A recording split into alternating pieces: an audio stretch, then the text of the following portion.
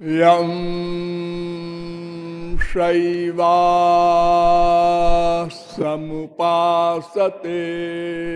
शिव इति ब्रह्मेति वेदान्तिनो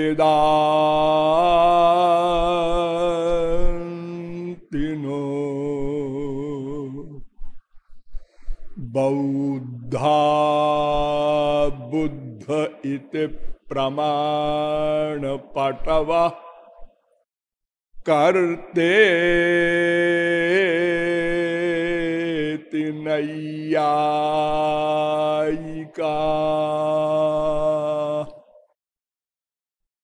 अरहन् नित्यथ जैन शासनरता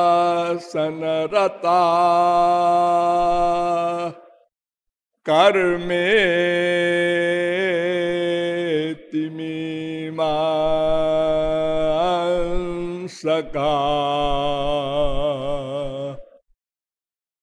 सोऽयं वो विदधातु वाञ्छितफलम् त्रैलोक्यनाथो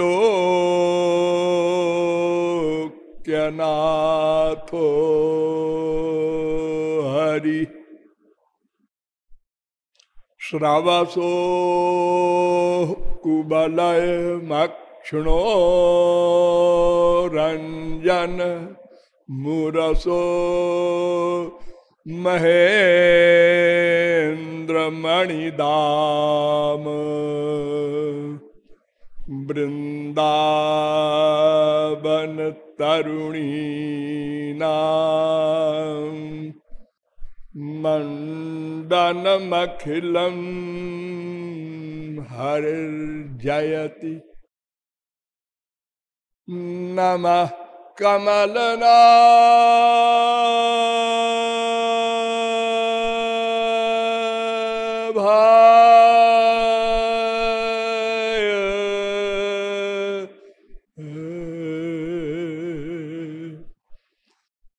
नमः कमलमालिने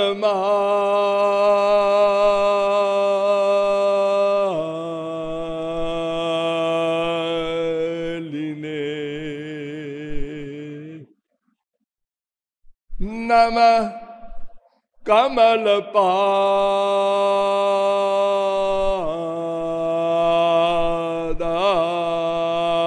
कमलपादाय नमस्ते कमलेक्षण यो ब्रह्माणं विदधाति पूर्वं यो वै वेदांश्च प्रणोति तस्मै तद्वंहा देवमात्मबुद्धिप्रकाशं मुमुक्षुर्वै शरणमहं प्रपद्ये।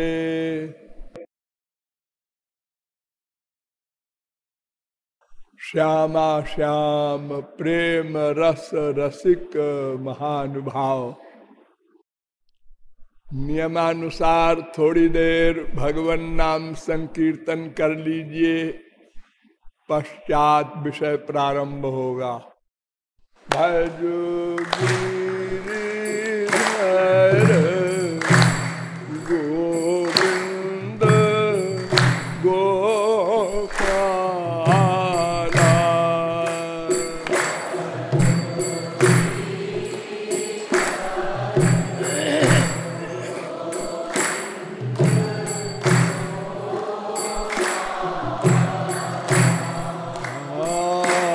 भज गिरिधर गोविंद गोपाला,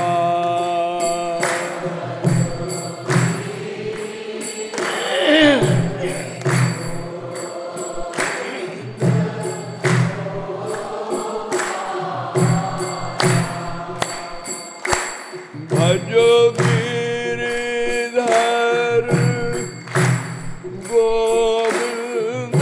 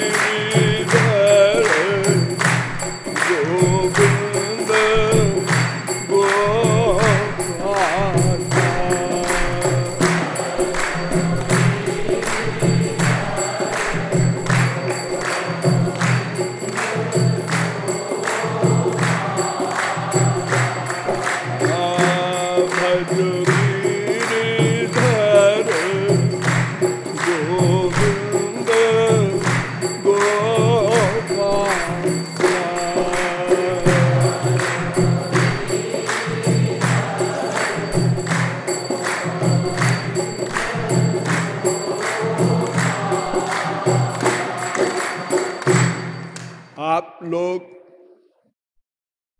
सब हमसे जूनियर हैं, 86 वर्ष के नीचे वाले हैं, फिर भी आप लोग इतना धीरे धीरे भगवान नाम संकीर्तन करते हैं। अंतिम वस्तु तो यही होगी, प्रारंभ भी यहीं से होगा और अंतिम भी यही होगी। भिक्षुपाद प्रसारण न्याय होता है एक, समझ लीजिए उसको। एक भिखारी था, नंगे पांव भिक्षा मांगता था। जून का महीना, पृथ्वी बहुत तपी हुई, लू भी चल रही थी, पसीना पसीना था। तो एक गृहस्थ के घर के सामने खड़ा हो गया और उससे उसने कहा, मैं आपके बरामदे में थोड़ी देर आराम कर सकता हूं, बहुत तप रहा हूं। वो भला आदमी था, उसने कहा आइए आइए बैठिए। उसने देखा, आपके ड्राइंग रूम में बैठ सकता हूं थोड़ी देर, उसमें एसी लगा है, बैठ जाइए। बेमनी से कहा मकान मालिक ने। बिना जान पहचान का आदमी, उसको ड्राइंग रूम में बिठाने के लिए जरा हिचक होती है, बिठा दिया। कहा थोड़ा लेट जाऊं, बहुत थक गया हूं। हमने कहा लेट जाओ। 1 घंटा हुआ, 2 घंटा हुआ, तो मकान मालिक ने जगाया। उन्होंने कहा भाई तुम जाओ जहां से आए हो। उन्होंने कहा साहब देखिए, आप बहुत दिन रह लिए इस मकान में, अब अतिथि सत्कार सीखिए और हमको अब रहने दीजिए।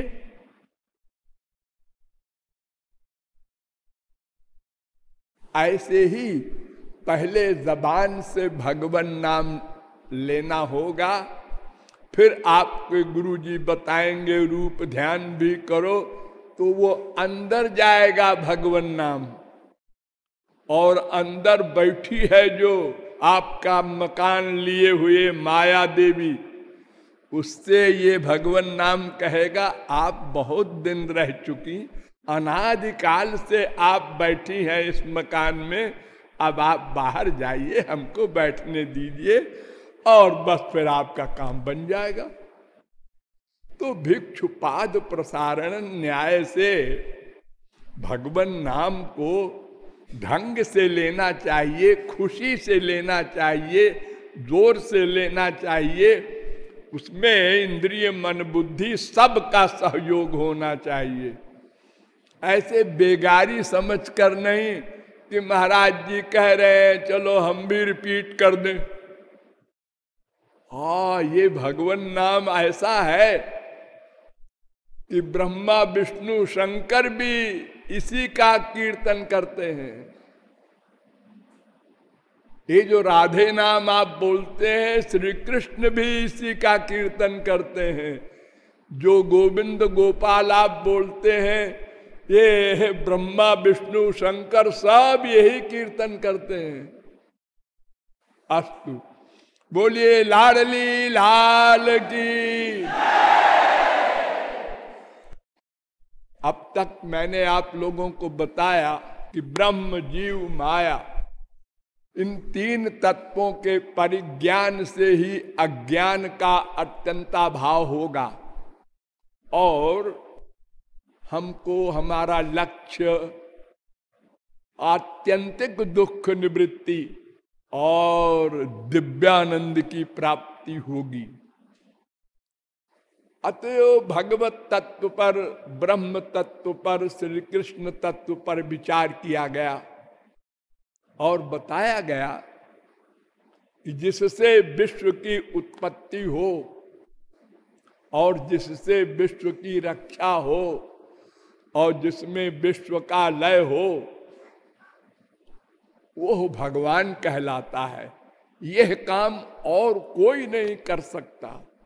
भगवत प्राप्त मायातीत आत्माराम पूर्ण काम महापुरुष भी नहीं कर सकता। इसके लिए भी निषेध है वेदांत में, जगत व्यापार वर्जम। और वेद में भी आपको बताया गया है, यतो वा इमानि भूतानि जायन्ते, तैत्तरीयोपनिषद। सो कामयत बहुश्याम प्रजायेति तस्माद् वा ये तस्मादात्मन आकाशात् सम्भूतः सा ईक्षत सा ईक्षां चक्रे तदैक्षत सा ऐक्षत। ये तमाम वेद मंत्र कह रहे हैं कि वही सृष्टि करता है। आप लोगों में बहुत से लोग ये सोचते हैं कि भगवान सृष्टि करता है, ये बार बार कहा जा रहा है, लेकिन भगवान तो चेतन है, आनंदमय है। ये सृष्टि तो जड़ और दुखमय ऐसा कैसे है? आदमी से घोड़ा नहीं पैदा होता, घोड़े से गधा नहीं पैदा होता संसार में। भगवान से ऐसा संसार क्यों पैदा हुआ?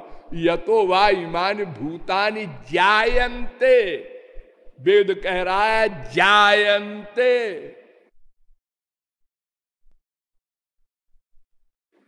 अरे जायन्ते ऐसे कह दिया गया,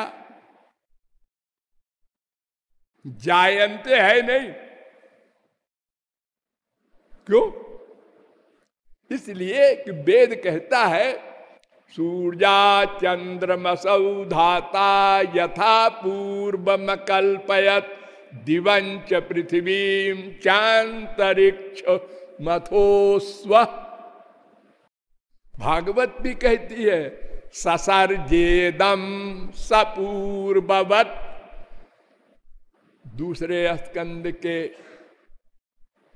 9वें अध्याय का 38वां श्लोक।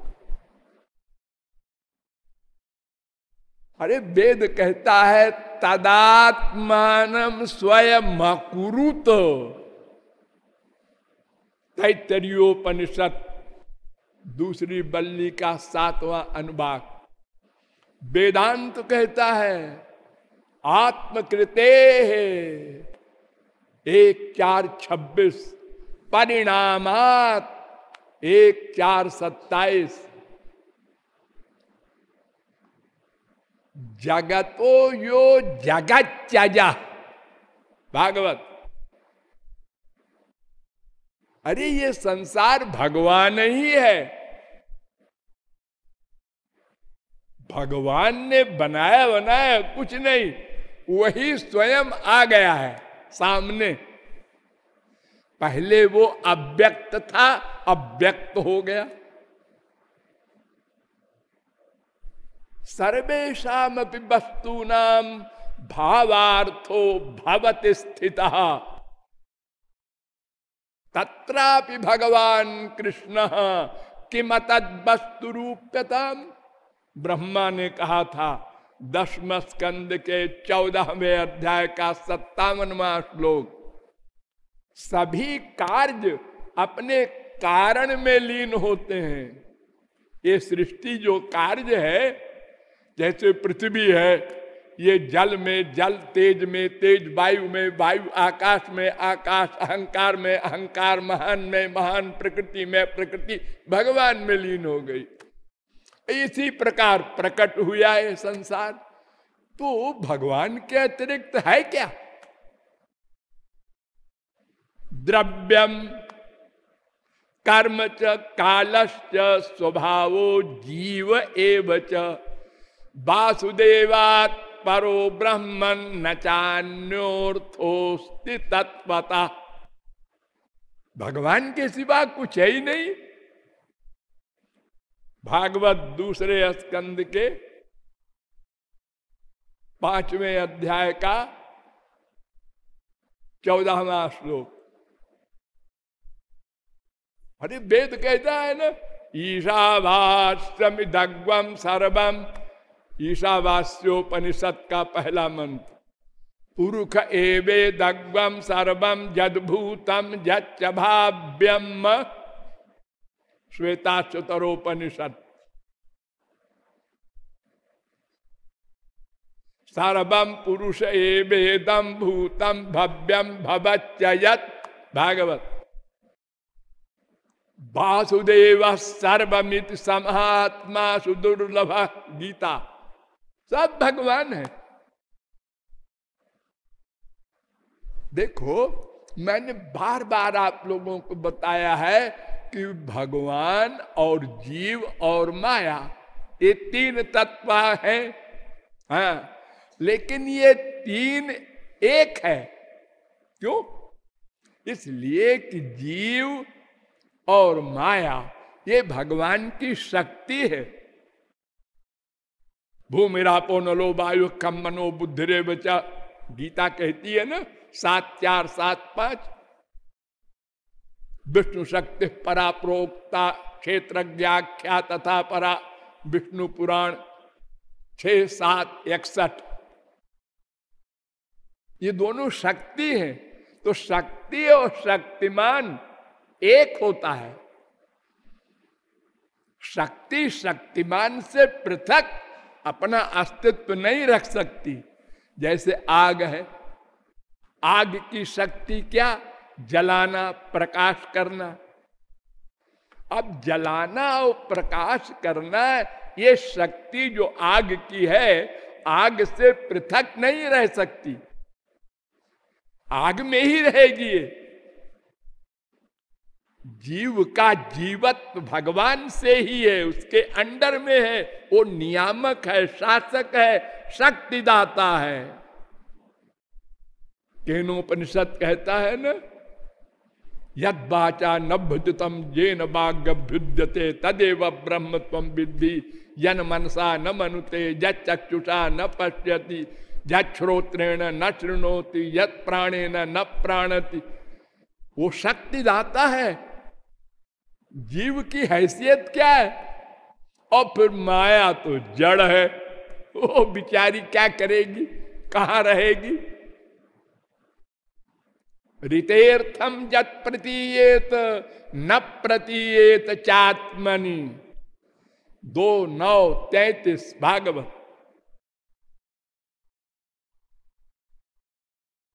तो ये संसार तीन का मिक्सचर है ना।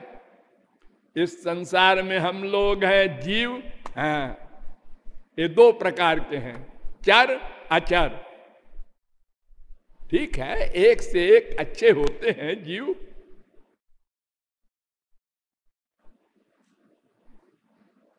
पत्थर वगैरह से वृक्ष वगैरह अच्छे हैं, वृक्ष वगैरह से पशु पक्षी अच्छे हैं, पशु पक्षी से मनुष्य अच्छे हैं।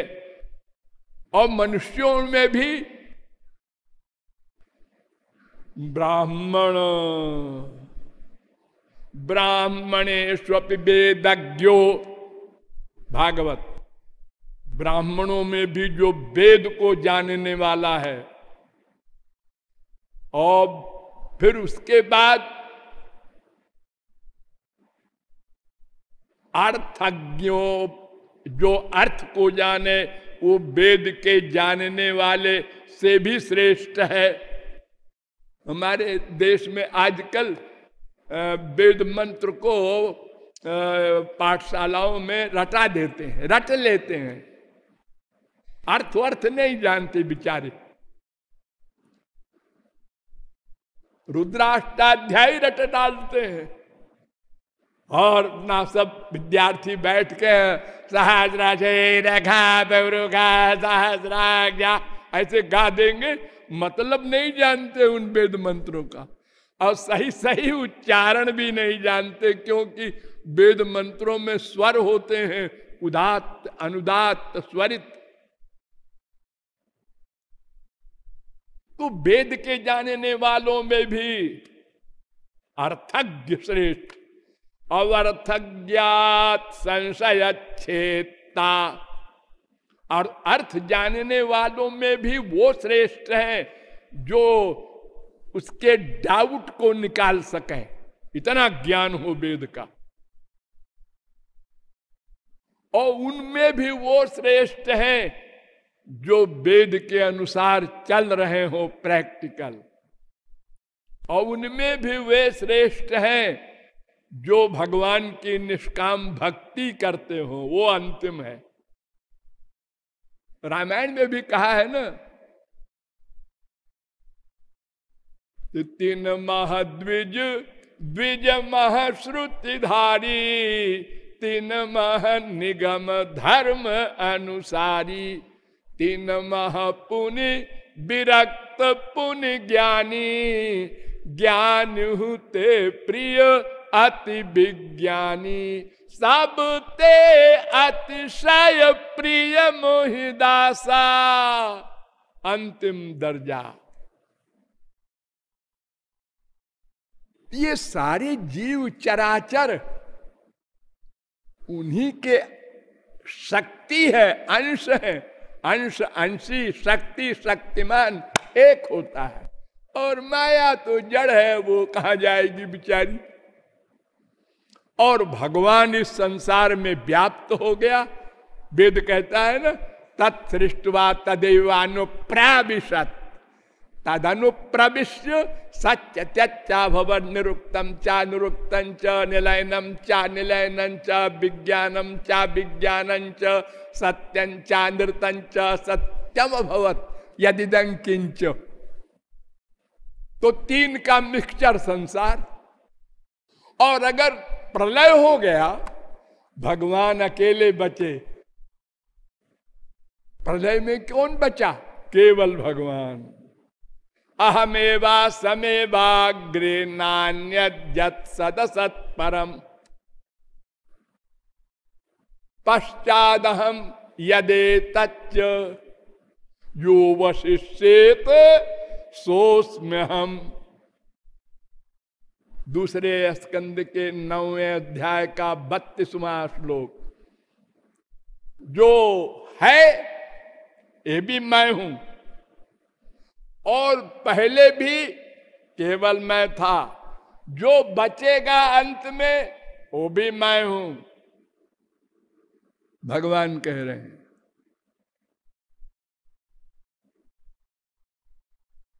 मत्तः परतरम किंचित नान्यदस्ति धनंजय। मुझसे पृथक या परे कुछ नहीं है, सब कुछ मैं हूं।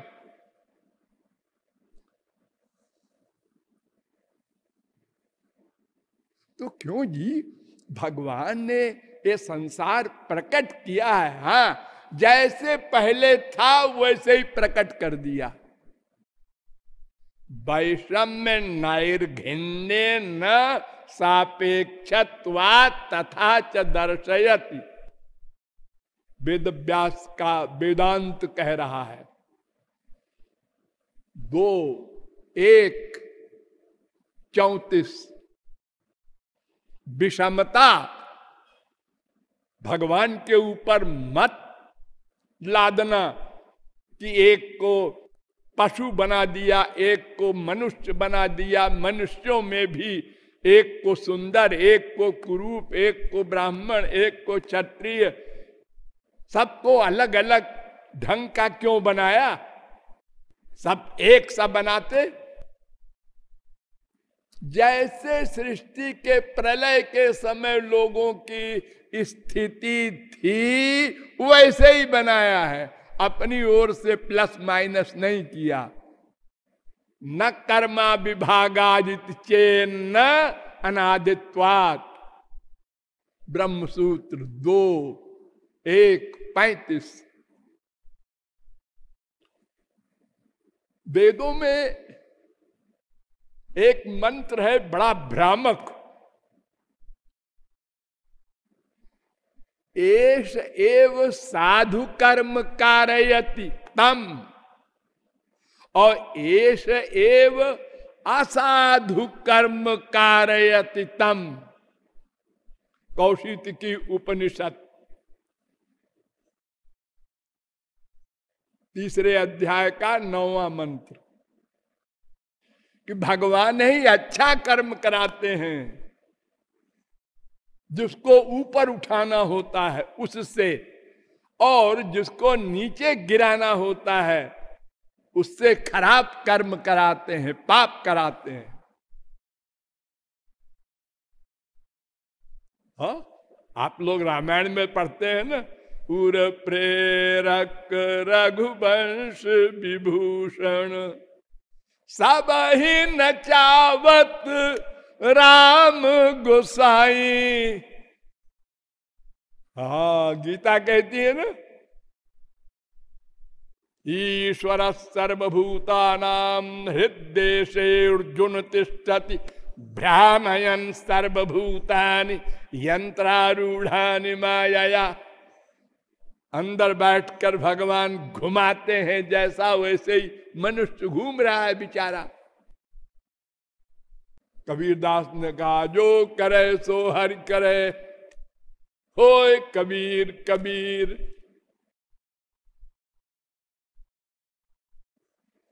होई सोई जो राम रच राखा। वो सब रच रखा है राम ने पहले से, वैसे हो रहा है, हम क्या करें। अब तो आजादी हो गई, खूब पाप किए जाओ और कह दो कि वो राम ने रच रखा है पहले से, कि तुम बेटा संसार में जाके पाप ही पाप करोगे।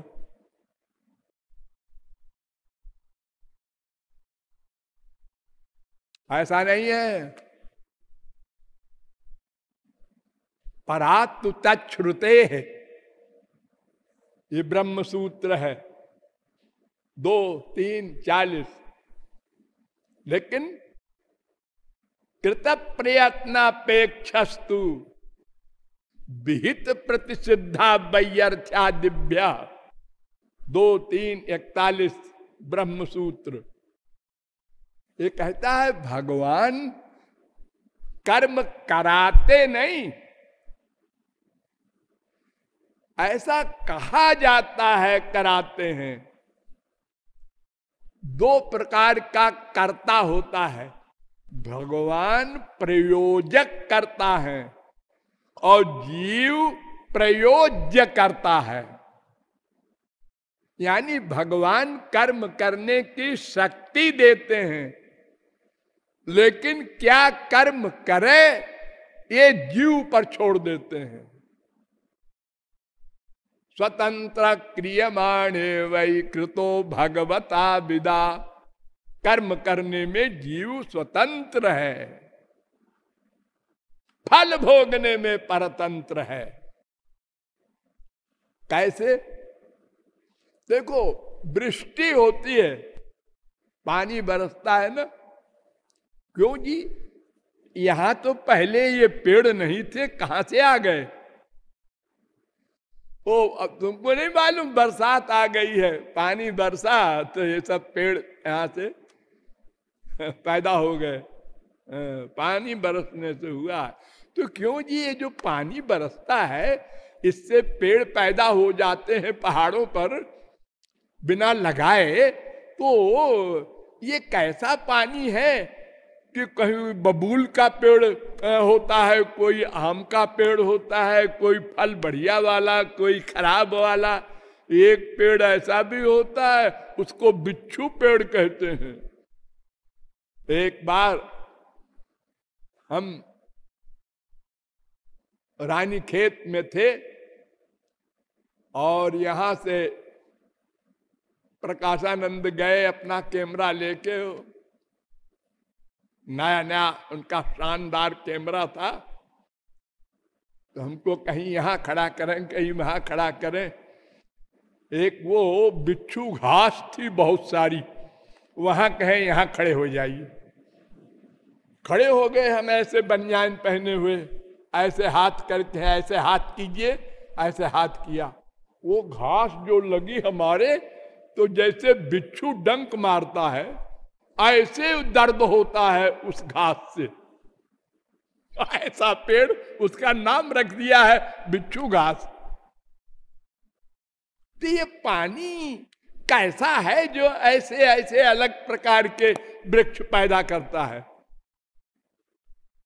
हाँ, पानी कारण है, लेकिन केवल पानी कारण नहीं है। बीज सब अलग अलग होते हैं। पानी तो एक सा बरसता है सब जगह, लेकिन जैसा बीज है वैसा पेड़ पैदा होता है। अच्छा, गधे की अकल से समझिए, ये बिजली आपको पावर हाउस ने दे दी है। हाँ, अब इस बिजली का क्या उपयोग कीजिए ये आप पर निर्भर है। एसी लगवाइए, पंखा लगवाइए, या गर्म कीजिए कमरा, और नहीं तो आत्महत्या करने की इच्छा हो तो नंगा तार पकड़ लीजिए। ये सब आपके ऊपर निर्भर है। ये बिजली वाला बिजली न दिए होता तो हमारा बेटा न मरता।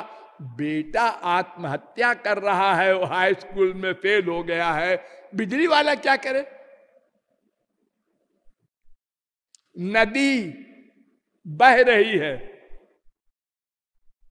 एक आदमी नहाता है, एक आदमी डूब मरता है उसमें, उसका उपयोग हमारे हाथ में है।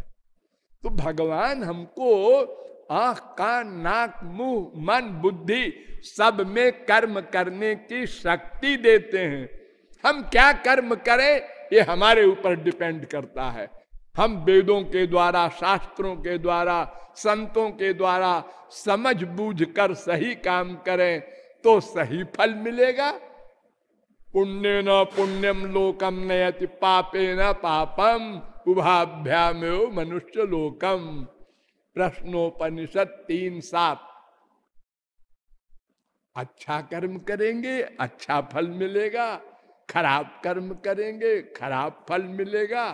ये कर्म करने का अधिकार हमको है, जीव को है, ये प्रयोज्य करता है। इसलिए ये दोष न लगाइए कि अलग अलग क्यों। भगवान ने कुछ नहीं बनाया, भगवान ने तो जैसा पहले था वैसे ही प्रकट कर दिया। आप लोगों ने क्रिकेट देखा होगा, टेस्ट मैच 5 दिन का होता है। आज खेल के अंत में जो आउट हो गया, जो खेल रहा है, जो जहां खड़ा है, कल जब खेल शुरू होगा तो वही आज के आखिर वाली स्थिति से शुरू होगा। जो आउट आज हो चुका वो आउट कल भी रहेगा। आज किसी ने 98 रन बनाया है तो कल वो 99 वाला बनाएगा। ऐसे ही महाप्रलय के समान जो जीवों की अवस्था थी, उसी अवस्था में जीवों को खड़ा कर दिया भगवान ने। अपनी ओर से कुछ प्लस माइनस नहीं किया। ना दत्ते कस्यचित् पापम न चैव सुकृतम विभु। भगवान कुछ नहीं करते, वो तो फल देते हैं। आप जो करेंगे उससे वो फल देंगे। जो जस करई सो तस फल चाखा, सो कर्म फल भुक पुमान। कुछ लोग कहते हैं हाँ भाई ये तो ठीक है, लेकिन ये जड़ संसार चेतन महाचेतन भगवान से पैदा हुआ, ये जा खटकता है, खटकता है। अरे तुम्हारा शरीर चेतन है, मनुष्य का, पशु का। हाँ, इस चेतन से बाल पैदा हुए हैं। हाँ, तो बाल जड़ है कि चेतन? हाँ, एक लड़का सो रहा था, दूसरे लड़के ने चुटिया काट दिया, उसको पता ही नहीं चला, और काट के वो चुपचाप चला गया। सवेरा हुआ, उसने हल्ला मचा है, ये किसने काटा, किसने काटा? सब चुप है। बड़े बदमाश बच्चे हैं, काट देते हैं।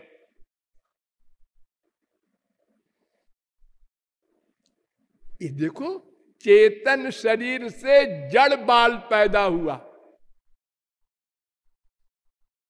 तो वेद में एक मंत्र बना दिया, यथोर्णनाभि सृजते गृह्णते च यथा पृथिव्यामौषधयः संभवन्ति यथा सतः पुरुषात् केशलोमानि तथाक्षरात् संभवती है विश्वम। मुंडकोपनिषद 1:1-7, पहले मुंडक के पहले खंड का 7वां मंत्र। ये मंत्र कह रहा है कि जैसे पानी बरसने से अनेक प्रकार के पेड़ पैदा हो जाते हैं, जैसे पुरुषों से, चेतन शरीर से जड़ बाल पैदा हो जाते हैं, ऐसे ही महाचेतन भगवान से उनकी जड़ माया शक्ति के द्वारा ये पृथ्वी आदि जड़ तत्व पैदा हुए हैं। इसमें आश्चर्य क्या? अरे देखो, एक नाखून होता है, एक नाखून ऐसा होता है जड़, एक नाखून होता है चेतन। कमाल है, एक ही नाखून दो प्रकार का है। एक नाखून तो ऐसा होता है आप आराम से काट देते हैं, बातें भी करते रहते हैं, लेकिन काटते काटते अगर दूसरा वाला नाखून कट गया तो चिल्लाते हैं आप। जड़ नाखून और चेतन नाखून दोनों एक ही जगह हैं, और दोनों शरीर से निकले हैं, कोई बाहर से चिपकाया हुआ नहीं है। तो जब आपके शरीर में ये सब आश्चर्य है, तो भगवान की सृष्टि में आप क्या आश्चर्य करते हैं? वो तो कर्तुम अन्यथा कर्तुम समर्थ है। जो चाहे करे, जो चाहे न करे, जो चाहे उल्टा करे, उल्टा। हाँ, सबके लिए नियम बनाया भगवान ने। देखो जी, प्रकाश भी हो और आंख भी ठीक हो तो सामान दिखाई पड़ेगा। जहां सामान है वहां प्रकाश हो और तुम्हारी आंख भी ठीक हो, दोनों शर्तें हैं। और अंधेरे में नहीं दिखाई पड़ेगा कितनी बढ़िया आंख हो तुम्हारी। लेकिन एक ऐसा भी जीव बना दिया, उल्लू, उलूक। इसको रात में अब बढ़िया दिखाई पड़ता है और दिन में नहीं दिखाई पड़ता। ये उल्टा हो गया। अरे कितनी उल्टी सृष्टि हो रही है संसार में। हमारे बड़े बड़े बुद्धिमान मनुष्य हर साल हजारों सारी दुनिया में पानी में डूब के मरते हैं, नदियों में, समुद्र में, और मछली वहीं पैदा होती है वहीं मरती है, वो तो पानी में डूब के नहीं मरती। हाँ, क्या कमाल है, उसके लिए ये सब रियायत है। हाँ, एक एक जीव में कितना कितना आश्चर्य है। जहां मनुष्य की पहुंच नहीं है, हमारे मिलिट्री वाले, पुलिस वाले कुत्ता लेके चलते हैं। कुत्ता ये क्या करेगा? ये सूंघ के बताएगा कि डकैत किधर से कहां कहां से गया है। कुत्ता बताएगा, और तुम मनुष्य नहीं बता सकते। नहीं जी, हमारी नाक में ये कमाल नहीं है, ये भगवान ने कुत्ते को दिया है कमाल। हाँ, मनुष्य को तो कुछ विशेष दिया ही नहीं, सुंदरता भी नहीं दी मनुष्य को भगवान ने। कोई आदमी सुंदर होता है तो उसकी एग्जाम्पल दी जाती है पशु पक्षी से।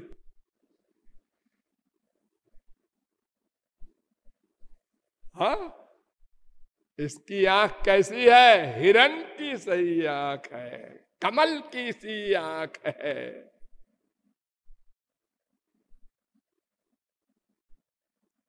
इसकी नाक कैसी है?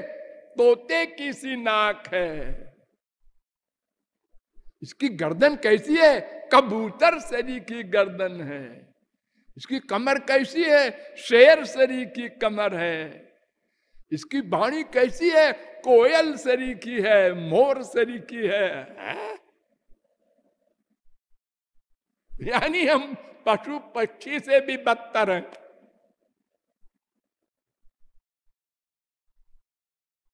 तो भगवान की सृष्टि में कोई आश्चर्य नहीं है, हमारे ही शरीर में तमाम आश्चर्य भरा पड़ा है।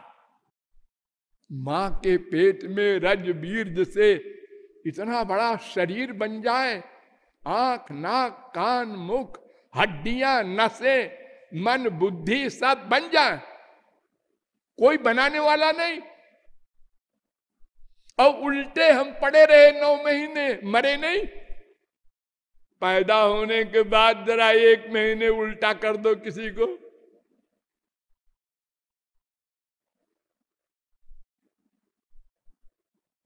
हाँ, पैदा होते ही मां के स्तन में दूध। हाँ, क्या भगवान की दया है।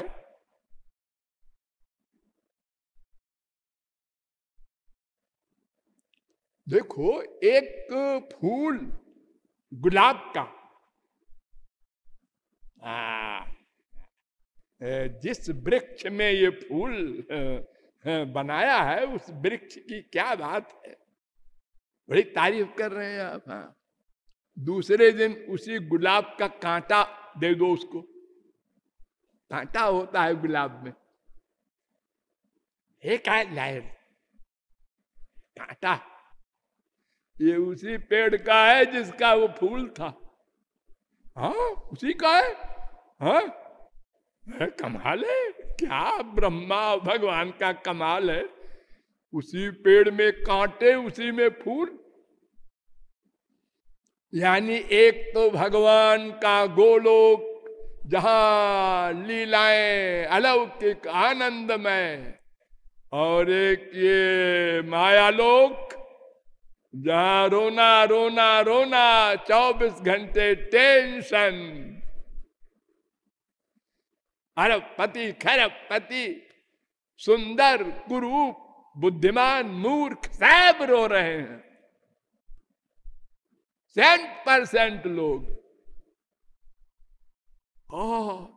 अरे बड़ा आदमी है, प्राइम मिनिस्टर है।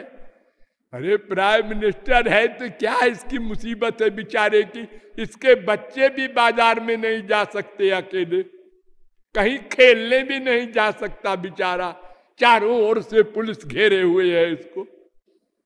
ये बेचारा बड़ा होके क्या सोचेगा मन में, हमको खेलने नहीं दिया। क्यों? प्राइम मिनिस्टर के लड़के थे इसलिए, कोई मार न डाले।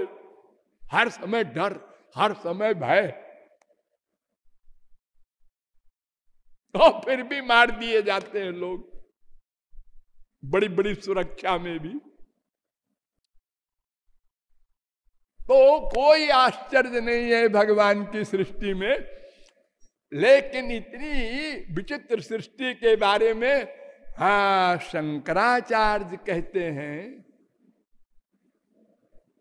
जरा ध्यान से सुनिएगा, संभाल के बुद्धि को।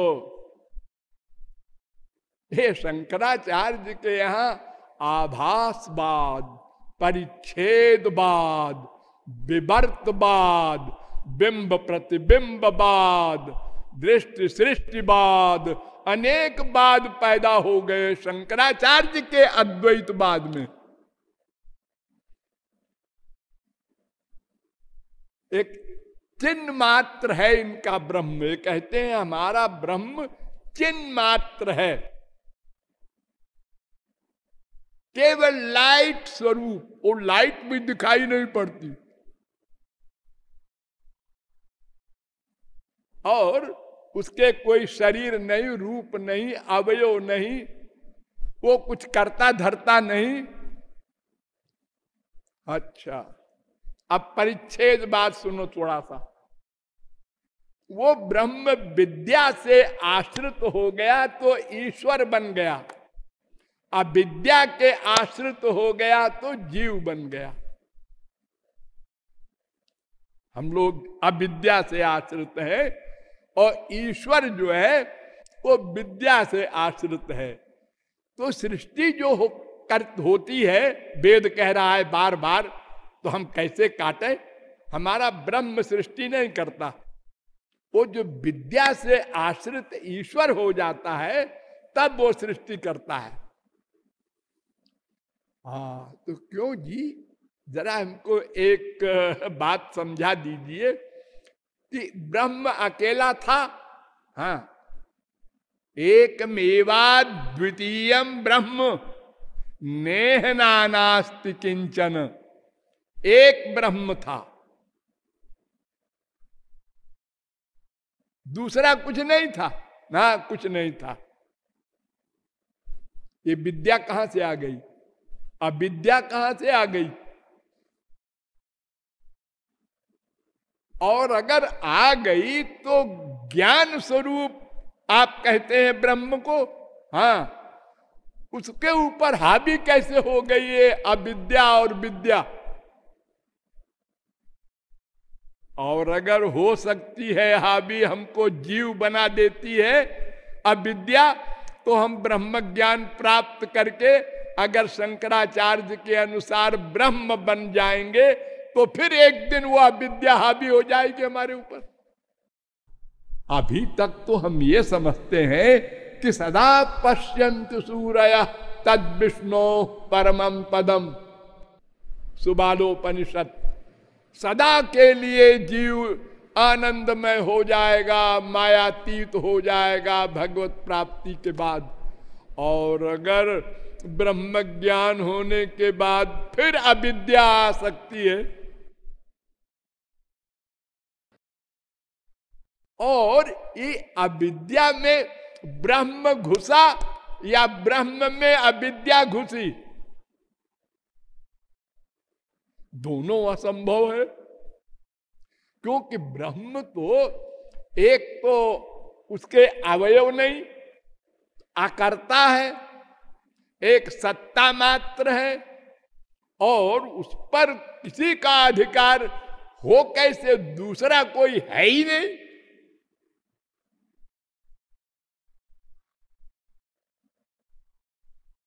एक है उनका बिंब प्रतिबिंबवाद। वो कहते हैं ब्रह्म का प्रतिबिंब पड़ा तो ईश्वर बन गया, और ईश्वर का प्रतिबिंब पड़ा तो जीव बन गया। एक अद्वैती ऐसा कहते हैं, दूसरे अद्वैती कहते हैं नहीं, ब्रह्म ही का प्रतिबिंब ईश्वर भी है और ब्रह्म ही का प्रतिबिंब जीव भी है।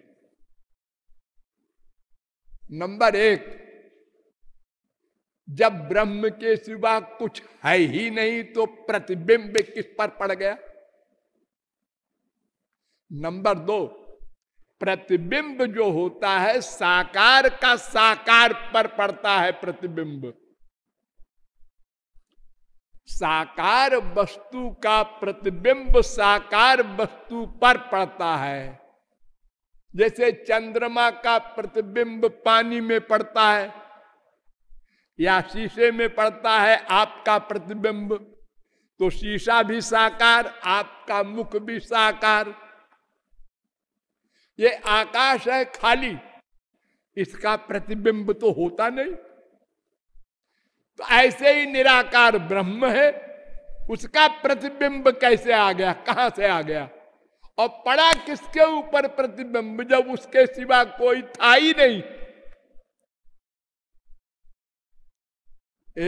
ये अहंकार, अंतःकरण, अंतःकरण कहां से आ गया जी?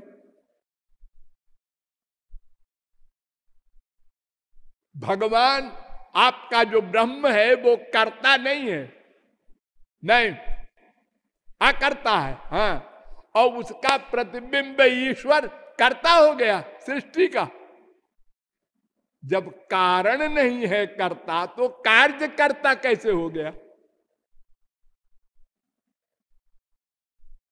सब पहेली।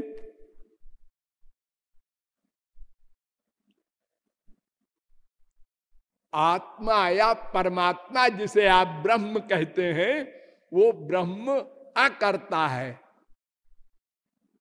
और सृष्टि का कार्य ब्रह्म करता है। तो निराकार ब्रह्म सोचता भी है क्या? नहीं। तो फिर क्यों कहा वेद ने सा ईक्षत, सा ईक्षान चक्रे, सा आईक्षत तादाईक्षत। उसने सोचा, उसने देखा, उसने मुस्कुराया, तो सगुण साकार था, तभी तो ये सब क्रियाएं हुई। अगर वो खाली ब्रह्म था सृष्टि के पहले, तो सृष्टि करने में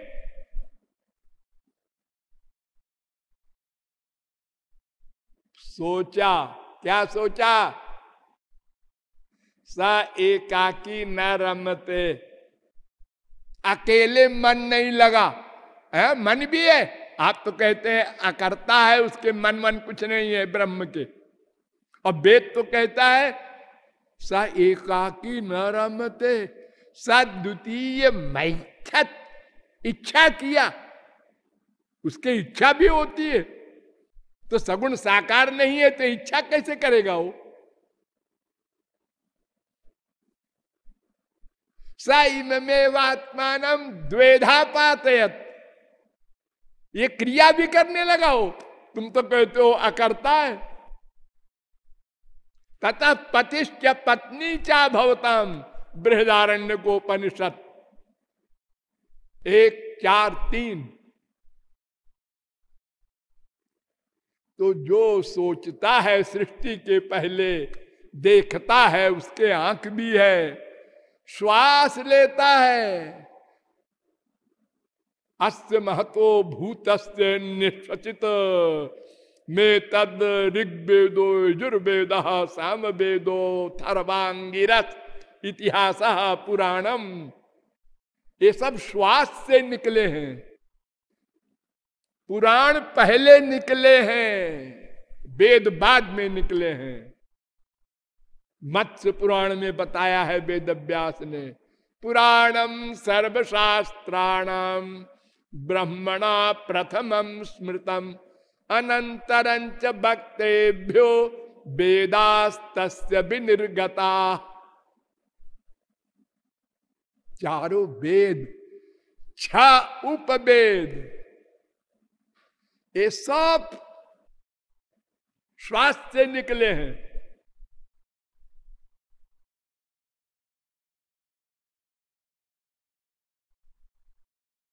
वेद में प्रश्न किया गया, कस्मिन्नु भगवो विज्ञाते सर्वमिदं विज्ञातम भवति। मुंडकोपनिषद 1:1-3। तो उत्तर दिया, द्वे विद्ये वेदितव्ये परा चैवा परा च, तत्रा परा ऋग्वेदो यजुर्वेदा सामवेदो थर्ववेदा। शिक्षा कल्पो व्याकरणम निरुक्तम छंदो ज्योतिषम, ये 6 उपवेद। तो 6, 4, 10 पैदा हुए, प्रकट हुए सभी। निराकार ब्रह्म से कैसे प्रकट हो गए? अस्तु, वो भगवान सृष्टि करता है और ये जीव उसका अंश है, उसकी शक्ति है। भेदा भेद संबंध है जीव का ब्रह्म से, और तटस्थ शक्ति है और भगवान का दास है, और माया जड़ शक्ति है। उस भगवान को जान कर ही कोई जीव आनंदमय हो सकता है, लेकिन उसको जानने के लिए शर्त है,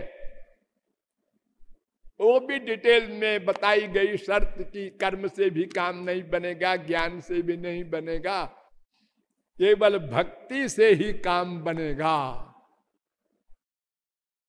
और उसमें शर्त बताई गई, एक तो कामना रहित और एक निरंतर, दो चीजें। नारद जी कह रहे हैं हमारी भी सुन लो भाई। बोलिए। सान कामय माना,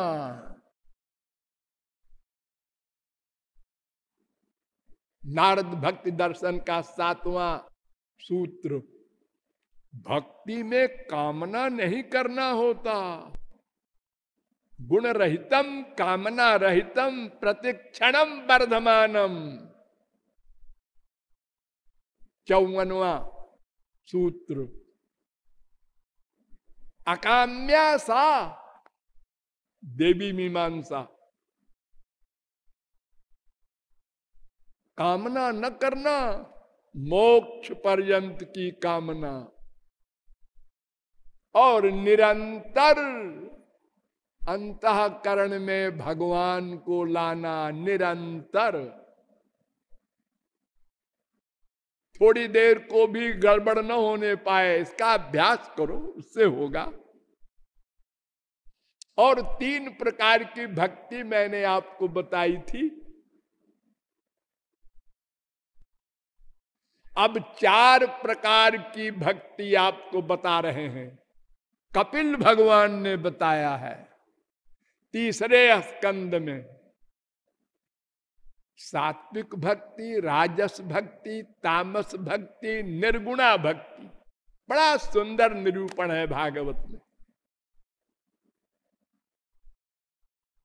अभिसंधाय यो हिंसाम दंभम मात्सर्य में बवा।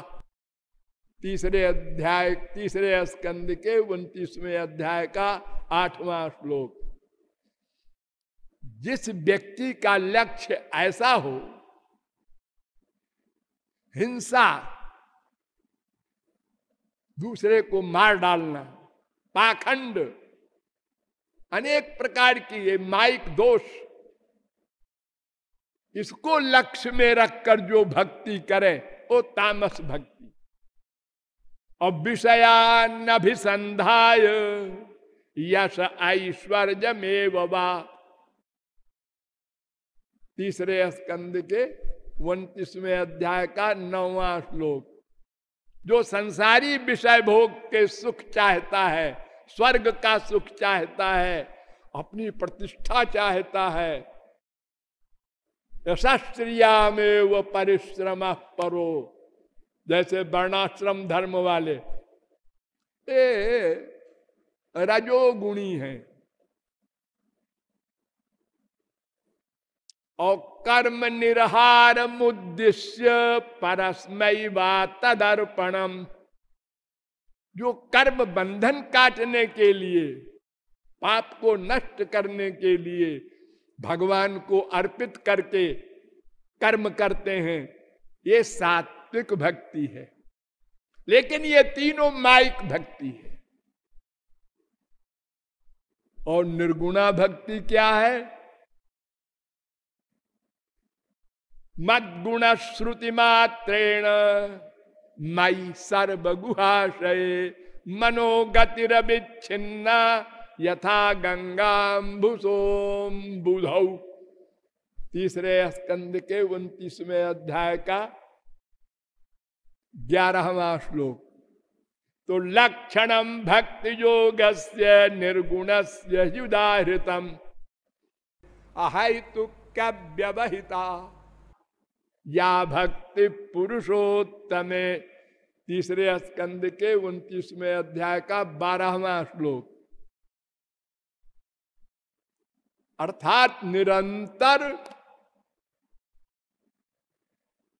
एक शर्त, निष्काम दूसरी शर्त, अनन्य ये तीसरी शर्त आ गई। अब व्यवहिता माने अनन्य, अन्य में मन का अटैचमेंट न होने पाए, ये शर्त भी है भक्ति में। कपिल भगवान ने अपनी मां को उपदेश दिया, अन्याश्रयाणाम त्यागो अनन्यता। नारद जी ने अपने ग्रंथ में एक सूत्र बना दिया इसके लिए, अन्य का आश्रय छोड़ दो, केवल श्री कृष्ण का आश्रय लो, इसका नाम अनन्यता। अन्य क्या है? वही चार, धर्म अर्थ काम मोक्ष।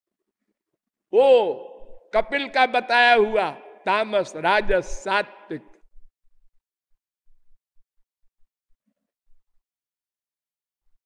या दो कह दो, भुक्ति मुक्ति,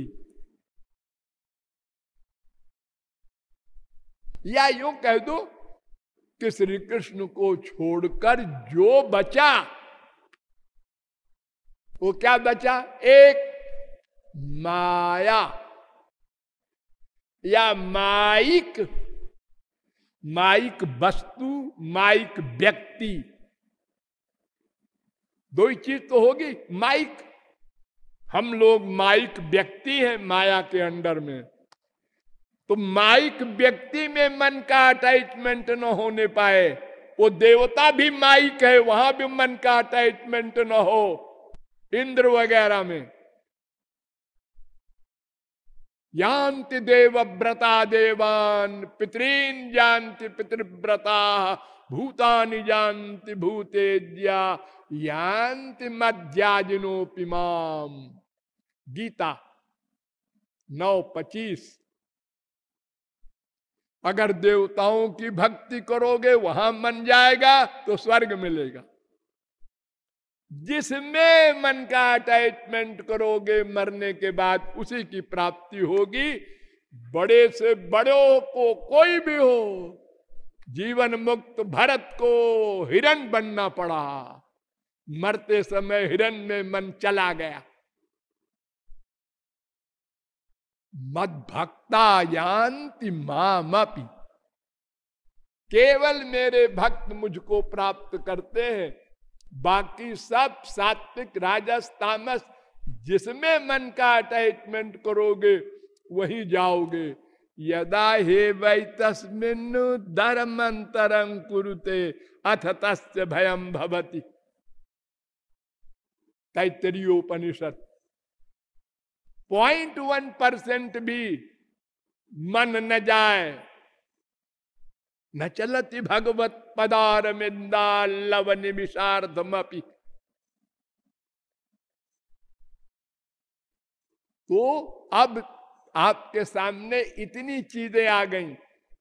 निष्काम नंबर 1, निरंतर नंबर 2, अनन्य नंबर 3, और श्री कृष्ण में ही प्रेम हो। तो आप लोग ये न सोचें कि संसार में तो हम अपनी मम्मी से भी प्यार करते हैं, बिटिया से भी और बीबी से भी, कोई एतराज नहीं करता। हमसे प्यार करते हो, हम तुम्हारी माँ है। हाँ हाँ मम्मी। तो अपनी बीबी को क्यों प्यार करते हो? तुम्हारे हृदय में हम अकेले रहेंगे। अरे मम्मी ऐसे कैसे होगा? होगा नहीं होगा तो फिर मैं नहीं रहूंगी। ऐसे किसी माँ ने कहा आज तक? अपनी बिटिया को भी रखे हो मन में। विदा हुई तो रो रहे थे, ये नहीं होगा, हम अकेले रहेंगे। अपने पापा से भी करते हो प्यार? ऐसा कोई नहीं कहता। ये भगवान क्यों ऐसा कहते हैं कि मेरे सिवा और कोई ना आवे वरना हम चले? ये आप सोच सकते हैं, लेकिन ये आपकी नादानी है, भोलापन है। ऐसा नहीं है, कल बताएंगे। बोलिए लाडली लाल की जय।